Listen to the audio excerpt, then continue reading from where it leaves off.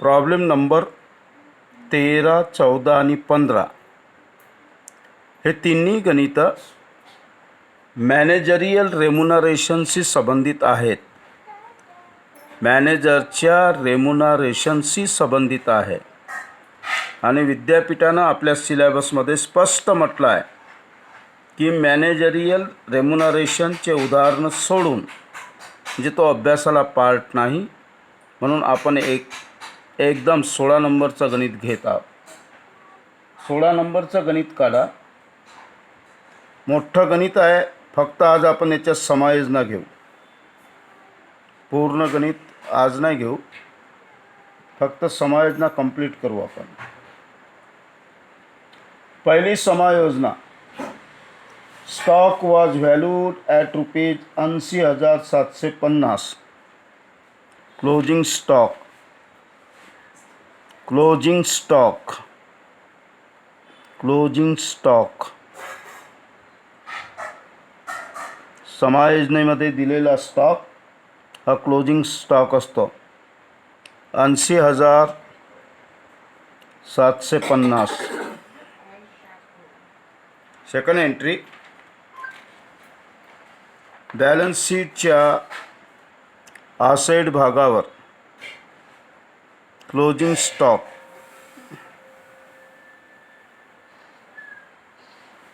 Closing stock 80,750.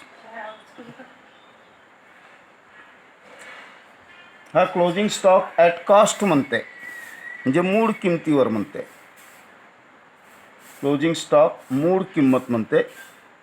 या समायोजनेसाठी आपल्याला त्याचा उपयोग नाही, त्या शब्दाचा उपयोग नाही. नंतर प्रोव्हिजन म्हणते. प्रोव्हिजन, रिझर्व नाही, provision. Provision for doubtful debtors is to be maintain at 5% on sundry debtors. Right tick करा सन्ड्री डेप्टर्सवर. सन्ड्री डेप्टर्स डेबिट भागावर असतील. उदाहरणामध्ये दिले आहेत sundry debtors 2,77,000. Sundry debtors, sundry debtors दिले आहेत उदाहरणामध्ये 2,77,000. 2,77,000. सन्ड्री डेप्टर्समधून मायनस करायचं.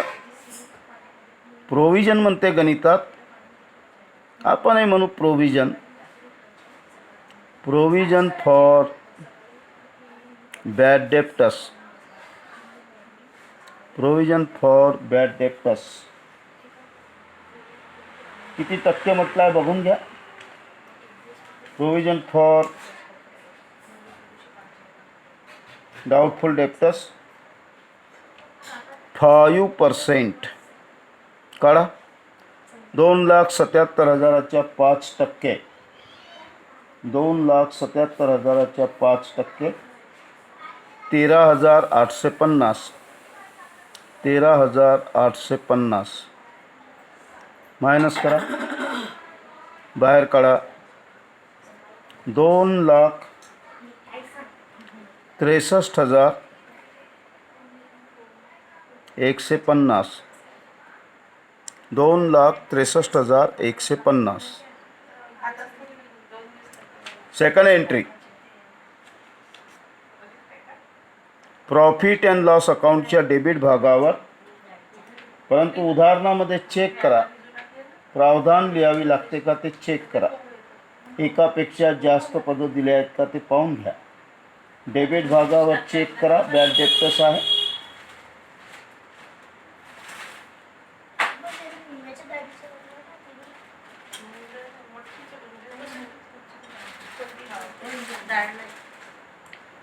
आहे ना डेबिट भागावर बॅड डेप्टर्स आहे. 2,500 दिले आहेत. क्रेडिट भागावरही आहे. Credit provision for doubtful debtors, credit भाग दोन्ही भागावर आहे. अंडरलाईन करा, दोन्ही भागावर आहेत ते, दोन्ही भागावर आहेत. लिहा प्रावधान. To old bad debtors 2500 plus new bad debtors. आता आपण प्रावधान केले न्यू बॅड डेप्टर्स प्रोव्हिजनच्या नावाने 13,850 plus new bad debtors reserve नाही आहे, डॅश दोघांची बेरीज घ्या. 16,350 minus old bad debtors minus करा, क्रेडिट भागावर आहे 12,500 मायनस करून बाहेर काढा.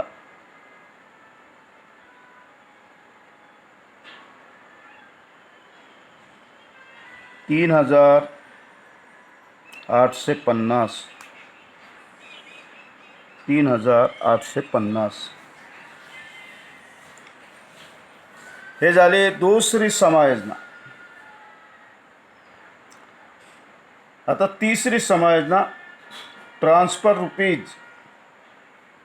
ट्रान्सफरची एंट्री आहे. ट्रान्सफरच्या एंट्र्या लिहिण्यासाठी transfer rupees 8,000 to debentures redemption fund. ट्रान्सफरच्या एंट्र्या लिहिण्यासाठी आपण तयार करतो. ट्रान्सफरच्या एंट्र्या लिहिण्यासाठी तयार करतो आपण ॲप्रोप्रिएशन अकाउंट. काय तयार करतो? Appropriation account. ट्रान्सफरच्या एंट्र्या लिहिण्यासाठी ॲप्रोप्रिएशन अकाउंटमध्ये लिहा to transfer to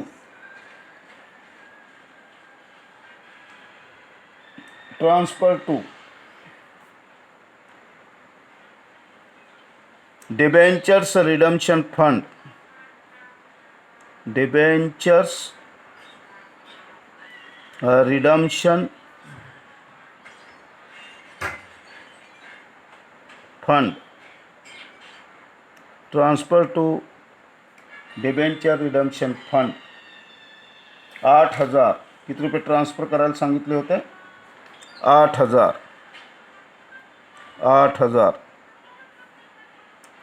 transfer to debentures redemption fund. मग राईट टिक करा. डिबेंचर्स रिडम्शन फंड आहे काय ते चेक करून टाका.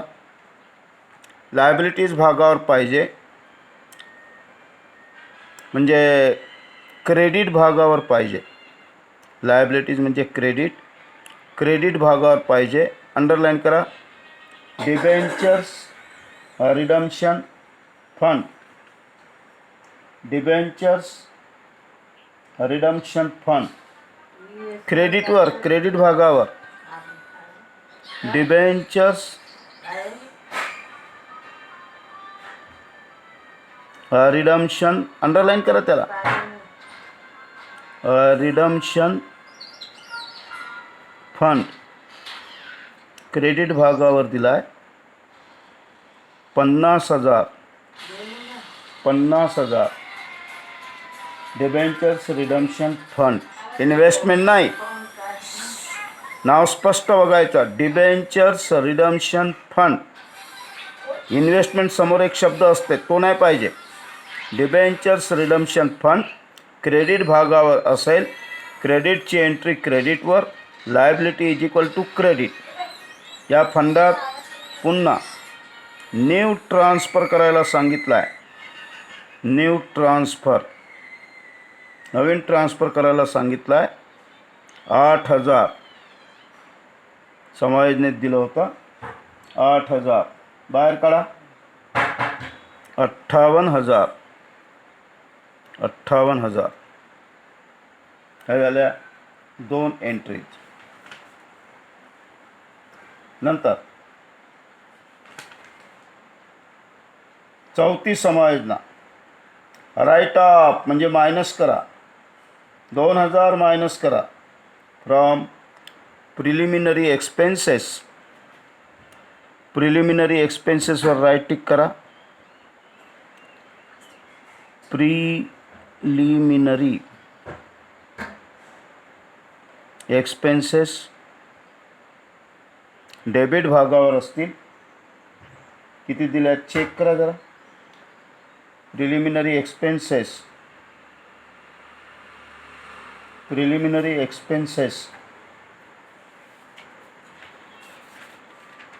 किती दिले आहेत. 8,000 मायनस रिटर्न ऑफ. गणितामध्ये राईट ऑफ म्हणतात, आपण मायनस करून राहिलो आता तर रिटर्न ऑफ लिहायचा. रिटर्न ऑफ 2,000 मायनस करायला सांगितलं होतं. बाहेर जातील 6,000. Second entry profit and loss अकाउंटच्या डेबिट भागावर preliminary expenses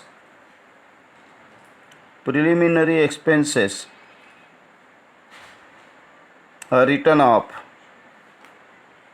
preliminary expenses written off 2,000.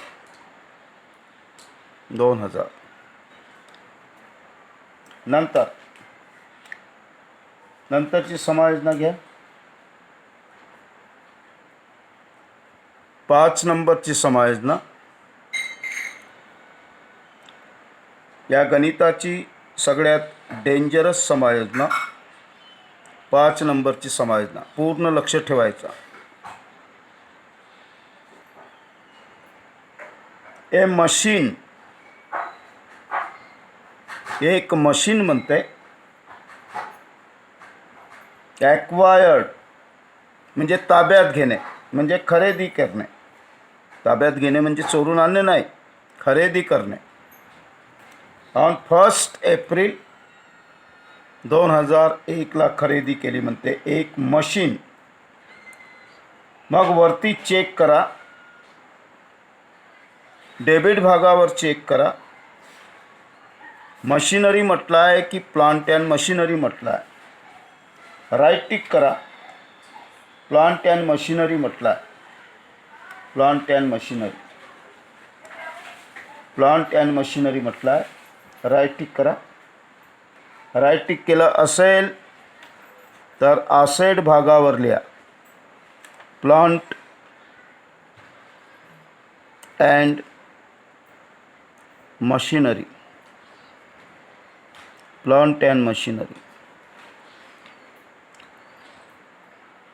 Debit भागावर दिला आहे. दुसरा की तिसरा पद आहे. आता माझ्या बोलण्याकडे पूर्ण लक्ष ठेवा.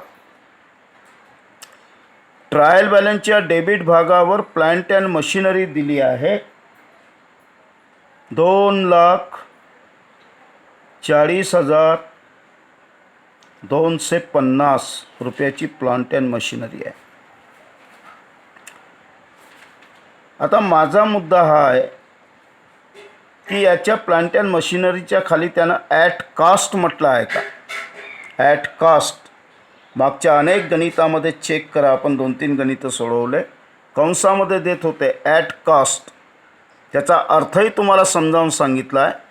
ॲट कास्टचा अर्थ होतो 2 वर्ष अगोदर, 4 वर्ष अगोदर, 5 वर्ष अगोदर, 10 वर्ष अगोदर जेव्हा केव्हा खरेदी केली असेल ती किंमत म्हणजे ॲट कास्ट. ॲट कास्ट म्हटलं आहे का ते चेक करायचा. ॲट कास्ट म्हणजे 5 वर्षा अगोदर खरेदी केलेली किंमत. जर ॲट कास्ट म्हटलं नसेल तर मग समजायचं ती किंमत आहे WDV WDV पक्का लक्षात ठेवायचा. ॲट कॉस्ट त्यानं म्हणायला पाहिजे तिथे. ट्रायल बॅलन्समध्ये संपत्तीच्या खाली ॲसेटच्या खाली म्हणायला पाहिजे ॲट कॉस्ट. मागचे गणितं जर चेक केले आपण तर कंसात देत होते ॲट कॉस्ट.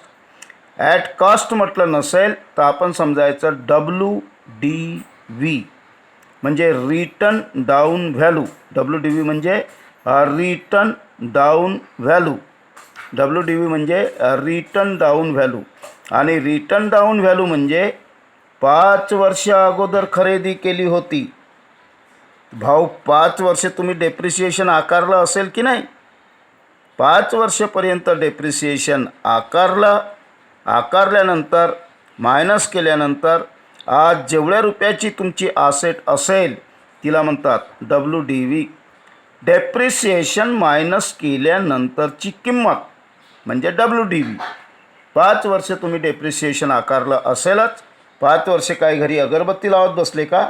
काम केलं असेल की नाही मशिनरीनं, म्हणजे ती घासली असेल की नाही, तिची झीज झाली असेल की नाही. म्हणजे डेप्रिसिएशन झीज मायनस केल्यानंतरची रक्कम. डेप्रिसिएशन मायनस केल्यानंतरची रक्कम आहे कास्ट म्हटलं नाही, म्हणून याला आपण नाव ठेवू रिटर्न डाऊन व्हॅल्यू. समजलं.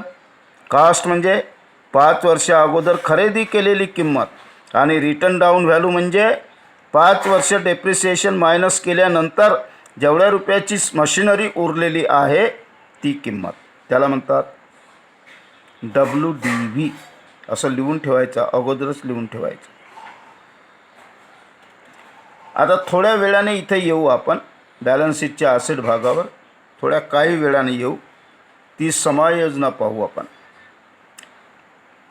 या प्लांट अँड मशिनरीमध्ये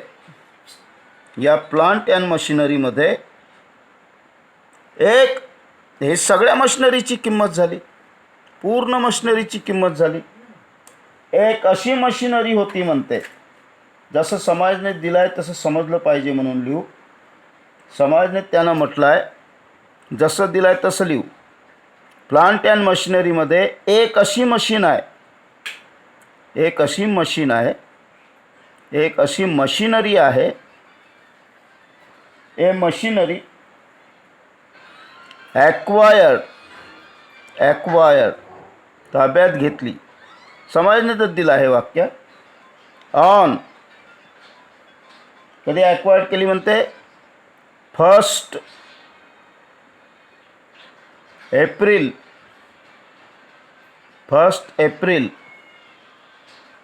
2001ला खरेदी केली म्हणते. 2001ला खरेदी केली म्हणते. किती रुपयाला खरेदी केली. ॲट ए कॉस्ट म्हणजे मूळ किंमत आहे तिची. किती म्हणते 25,000.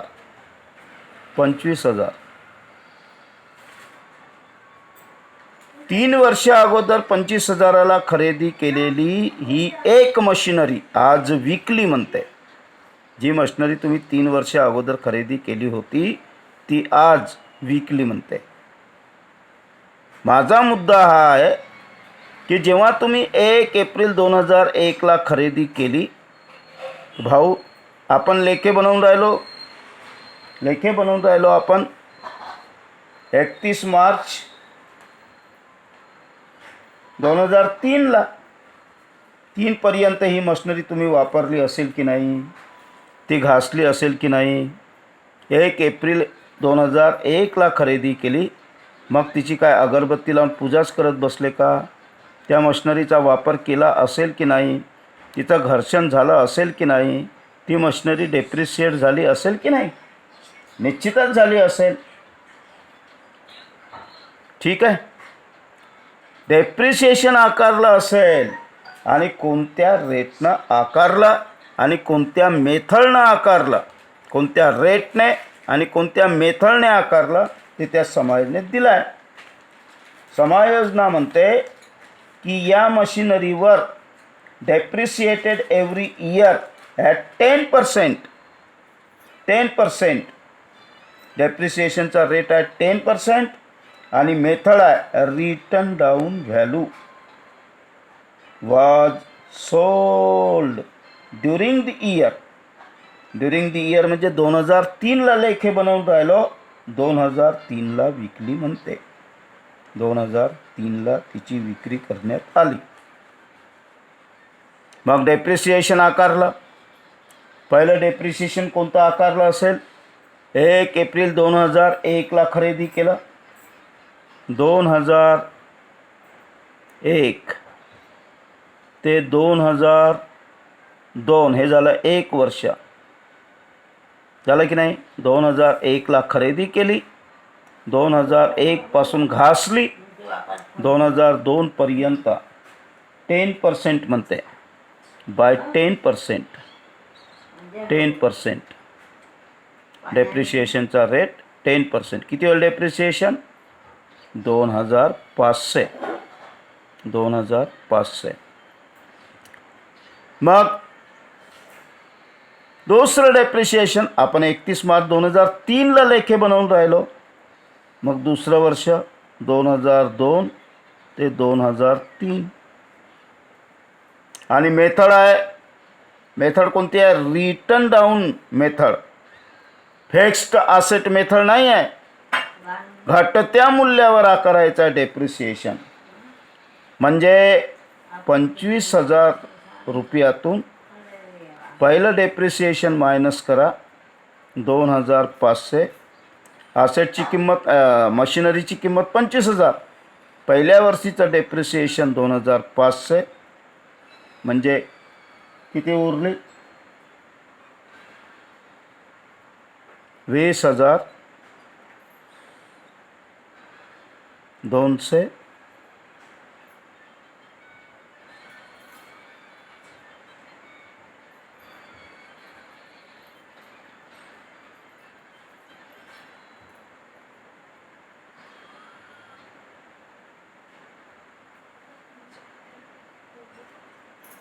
$22,250 एवढ्या रुपयाची उरली. याच्यावर उरलेल्या किमतीवर 22,250 वर हा रिटर्न डाऊन व्हॅल्यू आहे. प्ररासन आधिक्य पद्धती आहे. डेप्रिसिएशन मायनस केल्यानंतर किमतीवर आपल्याला आकारावं लागेल. म्हणजे किती होईल? 22,250 वर किती? 2,250. 2,250 हे झालं 2003 पर्यंतचं डेप्रिसिएशन. म्हणजे किती डेप्रिसिएशन? एकंदर डेप्रिसिएशन किती? 4,750 एवढं डेप्रिसिएशन. मग किती उरली बॅलन्स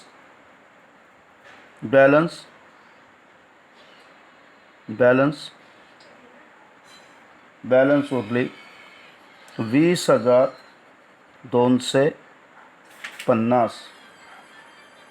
हे 20,250 रुपयाची उरलेली मशिनरी, ही मशिनरी 20,250 रुपयाची मशिनरी सोल्ड करण्यात आली, विकण्यात आली. सोल्ड करण्यात आली. 20,250 रुपयाची उरलेली बॅलन्स असलेली, बॅलन्स लिहिला मी तर शब्द, एवढ्या रुपयाची बॅलन्स मशिनरी सोल्ड करण्यात आली, बाजारात विकण्यात आली. दुसऱ्या शब्दात ही जी मशिनरी आपण विकली, बाजारामध्ये विकली, ती विकते वेळेस विक्रीच्या दिवशी तुमच्याजवळ त्या यंत्राची किंमत होती 20,250. 20,250. चला मायनस करा. पहिल्यांदा मायनस करा. पहिल्यांदा मायनस करून टाकू. सोल्ड केली म्हणजे गेली, विकली म्हणजे गेली, आपल्याजवळून गेली म्हणून मायनस करा. मशिनरी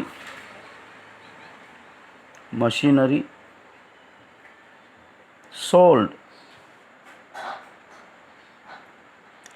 आवक्षण मायनस केल्यानंतर, डेप्रिसिएशन मायनस केल्यानंतर जी किंमत उरते तिला म्हणतात WDV. मग WDVतून WDV मायनस व्हायला पाहिजे. WDVतून WDV मायनस व्हायला पाहिजे. काय मायनस व्हायला पाहिजे? WDV. म्हणून आपण काढलं, 2 वर्षाचं डेप्रिसिएशन मायनस केलं आणि WDV काढली. जे संपत्ती बाजारात विकण्यात आली त्याची रिटर्न डाऊन व्हॅल्यू, WDV म्हणजे रिटर्न डाऊन व्हॅल्यू काढली. किती काढली होती आपण ते रिटर्न डाऊन व्हॅल्यू? 20,250 रुपये. जी संपत्ती आपली मशिनरी आपण विकली ती 20,250 रिटर्न डाऊन व्हॅल्यूची विकली. डेप्रिसिएशन 2 वर्षाच्या मायनस केल्यानंतर जेवढ्या रुपयाची उरली ती विकली. रिटर्न डाऊन व्हॅल्यूतून रिटर्न डाऊन व्हॅल्यू मायनस करावं लागते. कास्टमधून कास्ट मायनस करावं लागते. माणसातून माणसं मायनस करावे लागतात. किती रुपयाची उरली मग? मायनस करा. 2,20,000. 2,20,000. 2,20,000 प्लांट अँड मशिनरी आपल्याकडे उरली 2,20,000. आता याच्या समोर एक समायोजना पुन्हा आहे, तो घेऊन टाकू का पॉईंट? प्लांट अँड मशिनरीवर डेप्रिसिएशन आकारा असं म्हटलं आहे. पाहून घ्या. प्लांट अँड मशिनरीवर डेप्रिसिएशन चार्ज करा असं गणितात म्हटलं आहे. घेऊन टाकू का म्हणतो ते? घेऊन टाकू की नंतर घेऊ? जेव्हा येईल तेव्हा घेऊ. ठीक आहे, तेव्हाच घेऊ. पहिल्यांदा याला संपवून टाकू. ठीक आहे, या पॉईंटला पूर्ण संपवून टाकू, नंतर घेऊ. आता बघा किती रुपयाची उरली होती.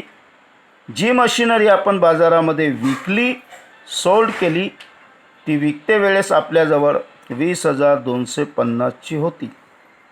ठीक आहे. आता बघा, मायनस सोल्ड प्रोसीड,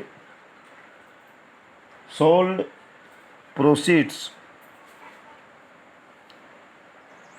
म्हणजे विक्रीचा व्यवहार. प्रोसीड म्हणजे व्यवहार, विक्रीचा व्यवहार. किती रुपयाला विकली पाच समायोजनेत?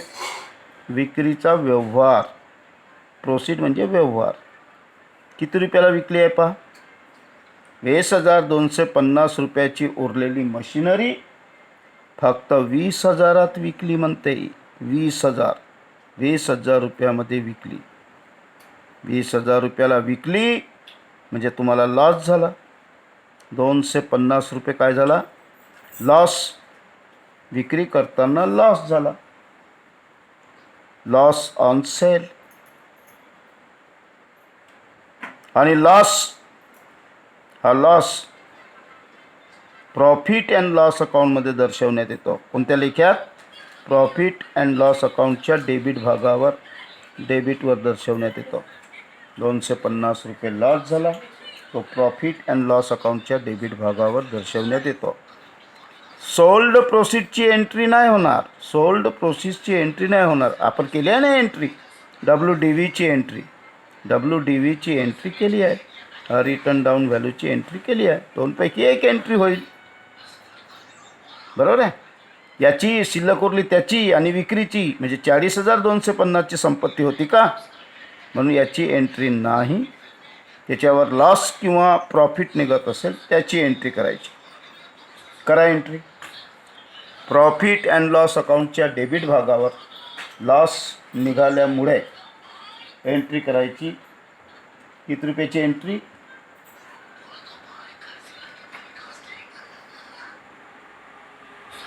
प्रॉफिट अँड लॉस अकाउंटच्या डेबिट भागावर, प्रॉफिट अँड लॉस अकाउंटच्या डेबिट भागावर एंट्री करा.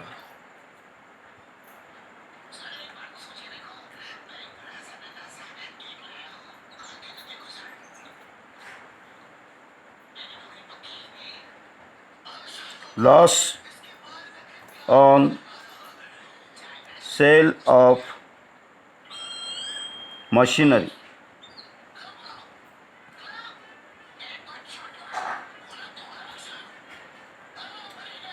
$20,250ची शिल्लक उरली होती. 20,000ला विकली, लॉस झाला 250. या उदाहरणाची हे डेंजरस समायोजन आहे. एकदा वाचून घेतो मी पुन्हा. A machine acquired on 1 April 2001 at a cost of ₹25,000. Cost दिली होती. आपल्याला WDV पाहिजे. WDVमधून WDV मायनस करण्यासाठी पाहिजे, म्हणून 2 वर्षाचं डेप्रिसिएशन मायनस केलं. मग ती उरली 20,250ची. ते प्लांट अँड मशिनरीतून मायनस केला. प्रॉफिट अँड लॉस काढला, लॉस निघाला. प्रॉफिट अँड लॉस अकाउंटच्या डेबिट भागावर लिहिला. And depreciated every year at 10%. Depreciation काढताना 10% घेतला आपण. ऑन रिटर्न डाऊन व्हॅल्यू त्याच मेथडनं काढलं. Was sold during the year 20,000. Its written down value is included. Written down value is included. Written down व्हॅल्यूच काढली आपण आणि ती इन्क्लूड होती कशात? The plant and machinery of ₹2,40,250. हाच अमाऊंट इकडे सुद्धा दिला आहे ट्रायल बॅलन्समध्ये डेबिट भागावर. तोच अमाऊंट घेतला आपण आणि त्याच्यातून मायनस केला. त्याच्यात इन्क्लूड होती, रिटर्न डाऊन व्हॅल्यू इन्क्लूड होती, म्हणून रिटर्न डाऊन व्हॅल्यू म्हटलं आपण प्लॅन्ट अँड मशिनरीला पहिल्यांदा. त्याच्यात इन्क्लूड होती, रिटर्न डाऊन व्हॅल्यू काढली आणि ते मायनस केलं. अशी समायोजन होती ही. समजली? जे टीप आपण लिहिली त्या टीपची सुद्धा प्रॅक्टिस करावी लागते, तेव्हा समजते. त्या टीपमध्ये टायटल लिहिलं नाही आपण, टायटल लिहून टाका. रिटर्न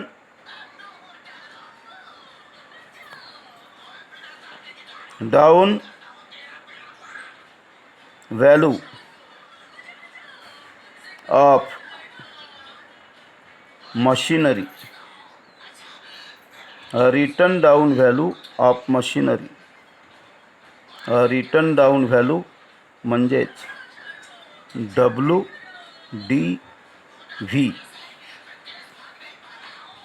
अशी आहे ती. चला समोरची समायोजना कंपनीमध्ये महाभयंकर असतात. त्याच्यावर पकड पाहिजे, तोच गणित सोडवू शकते.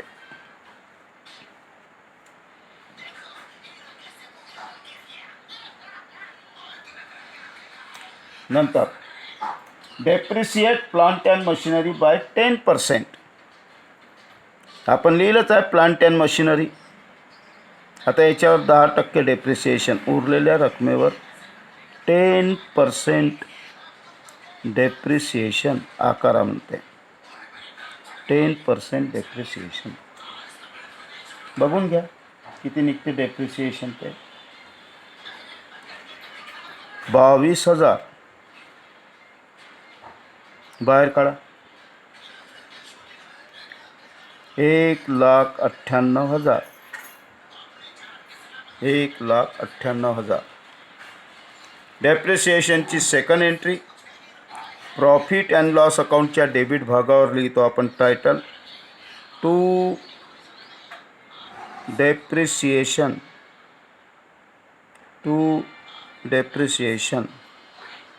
ऑन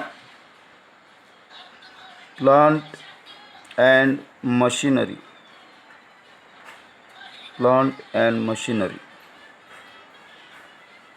किती काढलं होतं आपण?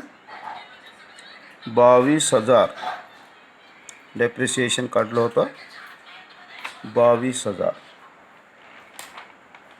झालं. दुसरं डेप्रिसिएशन आकारा म्हणते. Second depreciation furniture by 15%. Right tick करा फर्निचरवर. फर्निचर ॲट कॉस्ट म्हणते. म्हटलं आहे ना फर्निचरला काय म्हटलं आहे? पाहून टाका गणितामध्ये. फर्निचर ॲट कॉस्ट डेबिट भागावर चेक करा. काहीच नाही म्हटलं, फर्निचरच म्हटलं आहे फक्त. फर्निचर घ्या. किती रुपयाचं आहे फर्निचर? 5,000. फर्निचर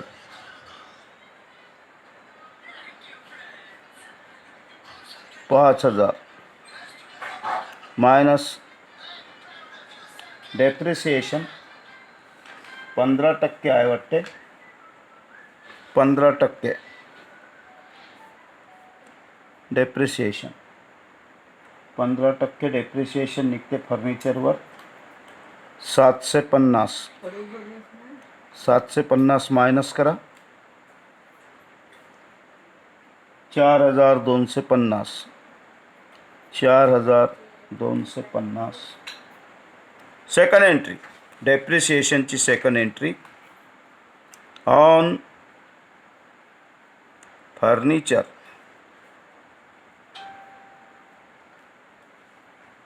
$750.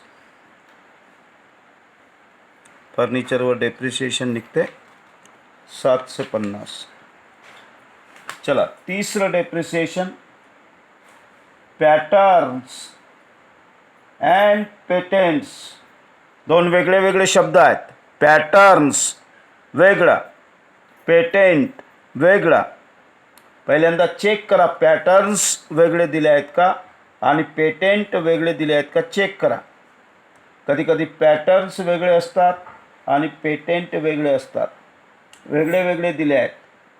पॅटर्न्स पहिल्यांदा घेऊ. पॅटर्न्स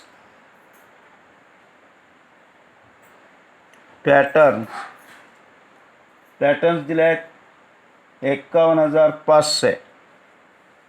51,500 मायनस डेप्रिसिएशन किती टक्के म्हणते? Patterns and पेटेंटवर 10%, 10%. 5,150 बाहेर जातील. 46,350. 46,350. आता घेऊ पेटेंट्स. पेटेंट्स दिले आहेत गणितामध्ये 40,000 मायनस डेप्रिसिएशन 10%, 4,000. बाहेर लिहा 36,000. दोघांच्याही डेप्रिसिएशनची एंट्री करा. दोघांच्याही डेप्रिसिएशनची एंट्री करू. पहिल्यांदा प्रॉफिट अँड लॉस अकाउंटच्या डेबिट भागावर ऑन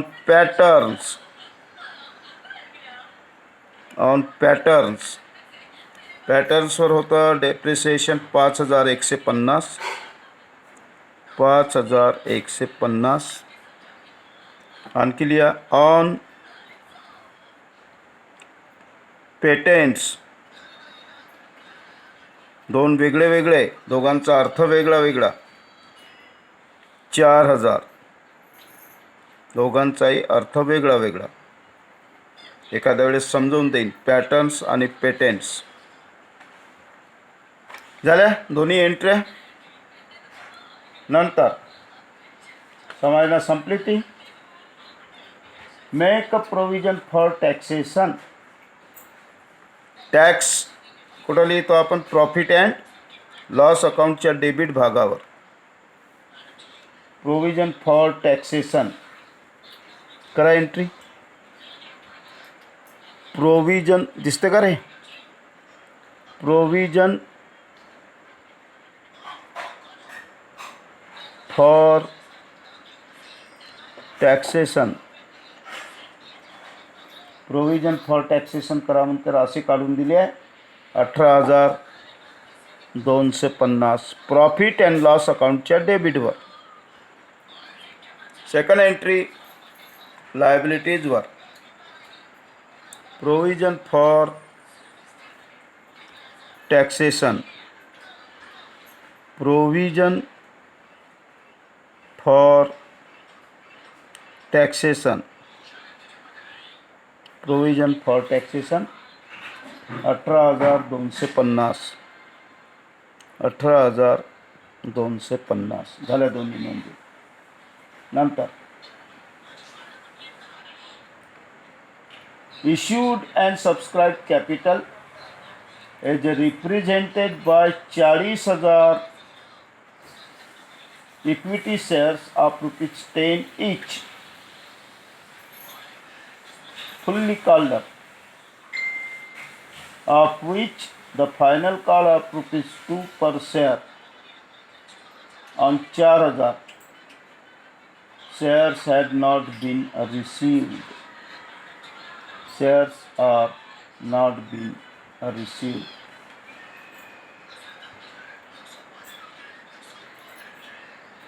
या समायोजनेचा जर विचार करायचा असेल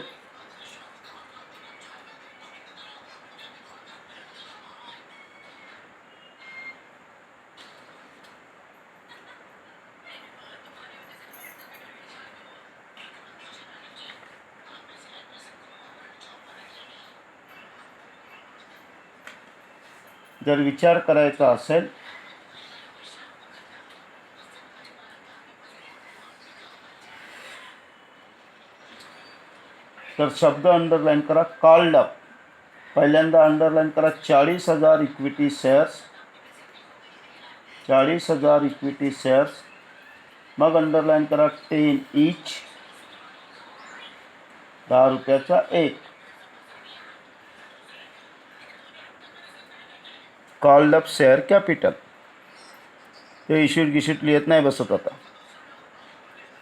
called up share capital, called up share capital. 40,000 shares आपल्या कंपनीने विकायला काढले आणि एका शेअरची किंमत होती 10. जरा चेक करून बघा गणितामध्ये, शेअर कॅपिटल क्रेडिट भागावर 4 लाख दिले आहेत का? असतील तर त्याच्यावर राईट टिक करून टाका. आपण समायोजनेतून पाहून लिहून राहिलो, समायोजना घेऊन राहिलो मी. Share capital called up, issued and subscribe capital, authorise capital दिली आहे तिला सोडून द्या, लिहिलं नाही लिहिलं तर चालतं. Issued and subscribe capital 4 lakh आहे का ते चेक करा. Minus calls in arrears, calls in arrears. 4,000 असे शेअर्स होते की ज्यांनी 2 रुपये दिले नाही म्हणते. आता ते अंडरलाईन करा पुन्हा समायोजनेतून. 4,000 शेअर्स ज्यांना विकले होते त्यांनी 2 रुपये दिले नाहीत म्हणते.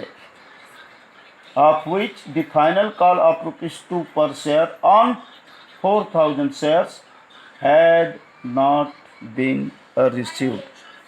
जर गणितात कॉल्स इन एरियर्स दिलं असेल त्याला अंडरलाईन करा 8,000, त्याला अंडरलाईन करा 8,000. म्हणजे issued and subscribe capital underline करा. आणि डेबिट भागावर जर दिलं असेल तर कॉल्स इन एरियर्स दिलं असेल तर त्यालासुद्धा अंडरलाईन करा. कॉल्स इन एरियर्स दिला आहेत वाटते, तिसराच पॉईंट आहे डेबिट भागावर 8,000. म्हणजे शेअर कॅपिटल क्रेडिट भागावर दिली आहे, कॉल्स इन एरियर्स डेबिट भागावर दिले आहे. मग अशा वेळेस या समायोजनेचा विचार करण्याची गरज नव्हती, पण दिली आहे समायोजना, काढून दाखवलं मी समायोजनेनुसार. बाहेर जातील 3,92,000, 3,92,000. आता हा पद समायोजना दिली होती म्हणून समायोजनेतून आपण विचार केला, पण दिला आहे की नाही क्रेडिट भागावर. क्रेडिट भागावर दिलेल्या पदाची एक एंट्री, याची एक entry. Calls in arrears debit भागावर दिला आहे त्याची एक एंट्री. बाहेर किती 3,92,000. सेकंड एंट्री करण्याचा प्रश्नच नाही, ट्रायल बॅलन्समधून घेतला आहे आपण ते. नंतर final dividend for the year is propose to be paid at 10%. Final dividend, ज्याला आपण प्रपोज्ड फायनल डिव्हिडंड म्हणतो. Propose final dividend.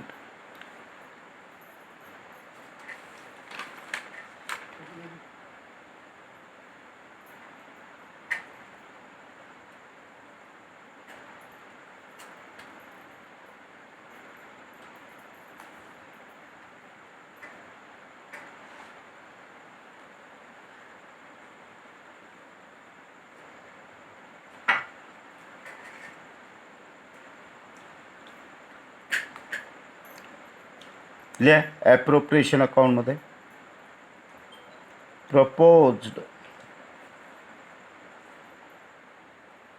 Final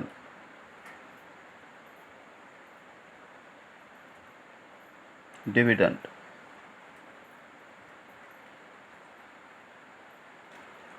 proposed final dividend.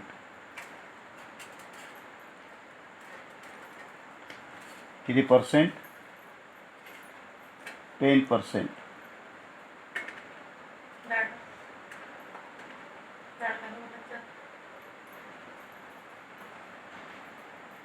ठीक आहे.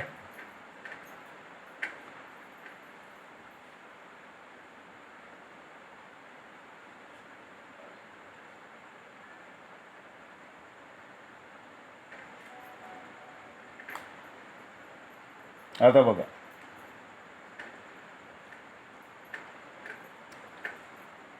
शेअर्स किती होते हे बघून घ्या. इथे शेअर्स दिसले. बॅलन्स शीटच्या लायबिलिटीज भागावर लिहिले आहेत मी 40,000 शेअर्स. कॅल्क्युलेशन कसं करतो मी बघा. 40,000 शेअर दिसले का? एका शेअरची किंमत 10 रुपये. बॅलन्स शीटच्या लायबिलिटीज भागावर बघा. 40,000 शेअर्स आहेत आपले. 40,000 शेअर्स. 40,000 शेअर्स मायनस एक समाजना दिली आहे 10 नंबरची. ती समाजना बघून घ्या. काय म्हणते समाजना? Final dividend. आपण काढत आहोत final dividend. Propose final dividend. Appropriation अकाउंटमध्ये माझ्या पेनाकडे नजर ठेवा. आपण काढत आहोत propose final dividend.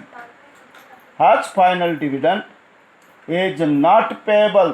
Final dividend देऊ नका म्हणते. In respect of shares where there are calls in arrears. ज्या शेअर्सवर कॉल्स इन एरियर्स बाकी आहे, 1 रुपया असो, 2 रुपये असो, किती पैसे बाकी असोत, असे 4,000 शेअर्स आहेत. 4,000 शेअर्स. त्यांच्यावर फायनल डिव्हिडंड द्यायचा नाही म्हणते. 4,000 शेअर्स आहेत. लायबिलिटीज भागावर चेक करा. कॉल्स इन एरियर्स किती शेअर्सवर आहे? 4,000 शेअर्स. पैसे किती बाकी राहत, 2 रुपये असो, 1 रुपया असो, किती बाकी असो, त्यांना फायनल डिव्हिडंड द्यायचा नाही म्हणते. त्याच्यानंतरची समायोजना आहे 10 नंबरची समायोजना आहे. 9 आणि 10 नंबरवर मार्किंग करून ठेवा. एकामेकाशी संबंध आहे त्यांचा. मग 40,000 शेअर्स आपण विकले. त्याच्यापैकी 4,000 शेअर्सवर कॉल्स इन एरियर्स आहे, म्हणजे पैसा बाकी आहे. 2 रुपये असो, 1 रुपया असो, कितीही बाकी असो, त्यांना डिव्हिडंड द्यायचा नाही म्हणते. म्हणजे किती शेअर्सवर द्यावं लागेल? 36,000 शेअर्सवर 10 रुपयाच्या हिशोबाने किती रुपये मिळाले असतील? 3,60,000. 3,60,000वर द्यायचा 10% फायनल डिव्हिडंड. हा या गणिताचा आणखी एक डेंजर पॉईंट आहे. पेडअप कॅपिटलवर देतो आपण नेहमी, पण या गणितात तसं नाही म्हणते ना. 9 नंबर आणि 10 नंबरची समायोजना रिलेटेड आहे. रिलेटेड असल्यामुळे त्या समायोजनेचा विचार करावा लागेल की नाही. 40,000 शेअर्स आपण विकायला काढले. 4,000 शेअर्सवर 2 रुपये बाकी आहेत, म्हणजे 36,000 शेअर्सवर फायनल डिव्हिडंड द्या म्हणते. याच्याकडे कवडी बाकी असेल त्यालासुद्धा डिव्हिडंड द्यायचा नाही. म्हणजे असा डिव्हिडंड निघते 36,000.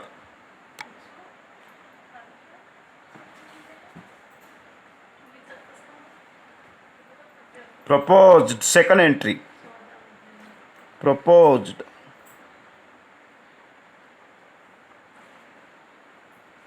फायनल डिव्हिडंड याच्याही खाली लिहून टाका. 3,60,000वर 10% दराने 36,000. नाव आणि 10 नंबरवर बरोबर मार्किंग करून ठेवा. एकामेकाशी संबंध आहे त्यांचा. ह्या झाल्या या गणिताच्या डेंजरस समायोजना. आज इथंच थांबू. हे गणित आता पुन्हा दुसऱ्या व्हिडिओमध्ये घेऊ आपण. इथपर्यंत तुम्ही सोडवून ठेवा. ठीक आहे, कारण आता वेळ खूप झाला आहे. अपलोड करायला सुद्धा 1-1.5 तास लागते.